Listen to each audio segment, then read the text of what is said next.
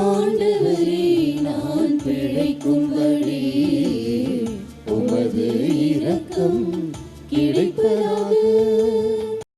நீர் என்னை தண்டிக்கும் முன்பு நான் தவறிழைத்தேன். ஆனால் இப்போது உம் வாக்கை கடைப்பிடிக்கின்றேன்.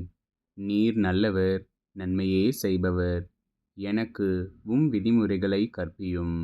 ஆண்டவரே, நான் பிழைக்கும் வழி உமது இரக்கம் கிடைப்பதாக.